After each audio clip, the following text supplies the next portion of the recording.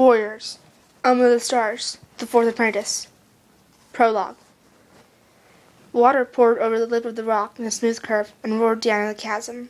Far below, it tumbled and foamed into a pool. The rays of the setting sun set a myriad of trapped rainbows dancing in the spray. 3 cats sat on the edge of the river just upstream of the waterfall. They watched as a fourth cat approached, stalking delicately across the shaggy moss that covered the river bank. Starlight sparkled at her paws and misted on her gray-blue fur. The newcomer halted and raked at the waiting cats with an icy blue stare. "In the name of all clans, why did you choose to meet here?" she demanded, irritably shaking one forepaw. "It's far too wet, and I can't hear myself think." Another she-cat with ragged gray fur rose to face her. "Stop complaining, Blue Star. I chose this place because it's damp and noisy. I have things to say that I don't want any other cat to overhear." A golden tabby beckoned with his tail. "Come and sit up by me. There's a dry spot just here." Blue Star pattered across to him and sat down with a contemptuous sniff. "If this is dry, Lionheart, then I'm a mouse." Turning to the gray she-cat, shouted, "Well, Yellowfang, what is it?" "The prophecy has not been fulfilled," Yellowfang meowed. "The 3 have come together at last, but 2 of the cats might not recognize the 3rd. "You sure we've got the right 3 this time?" Blue Star asked sharply. "You know we have." The speaker, a beautiful tortoiseshell and white she-cat, dipped her head gently toward the cat who had been her clan leader. "Didn't we all have the same dream on the night the one was born?" Blue Star flicked the tip of her tail. "You could be right, Sawleaf, but so much has gone wrong that it's hard to trust anyone now." "Of course she's right," Yellowfang twitched her ears. "But if Javelin and Lionblaze don't recognize the one, then there could be more trouble. I want to send them a sign." "What?" Blue Star rose to her paws again, waving her tail commandingly as if she still held authority over the old menacing cat. "Yellowfang, have you forgotten that this prophecy isn't even ours? It could be dangerous to interfere with it. I think we should leave it alone." Sparleaf blinked, puzzled. "Dangerous? Do you think it's a good idea to have cats in the clans who are more powerful than the stars?" Blue Star challenged, facing each cat in turn. "More powerful than us, the warrior ancestors." She swept her tail and gestured to include her unseen clanmates, who were elsewhere in the beautiful, prey-filled forest. "What will become of ThunderClan if—" "Have faith, Blue Star," Lionheart interrupted gently. "These are good and loyal cats." "We thought that about Hollyleaf," Blue Star retorted. "We won't be wrong again," Yellowfang meowed. "Wherever the prophecy came from, we have to trust it, and we have to trust our clanmates beside the lake."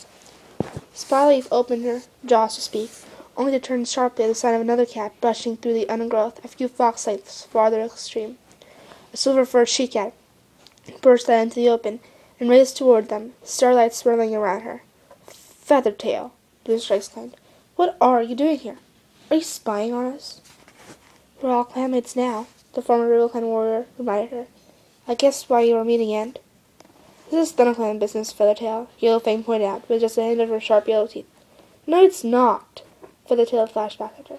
"Javelin and Lionblaze are half the Queen Clan, Crowfeather's sons." Her blue eyes filled with distress. "I care about what happens to them.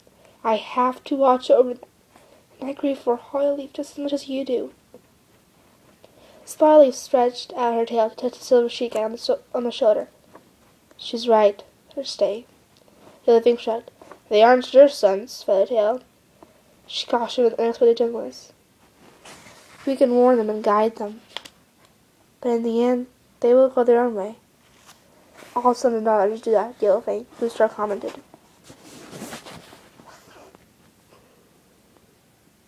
For a few heartbeats, Yellowfang's expression darkened, and her amber gaze was fixed on the distance, as if she saw a lifetime of painful memories sketched in the sky.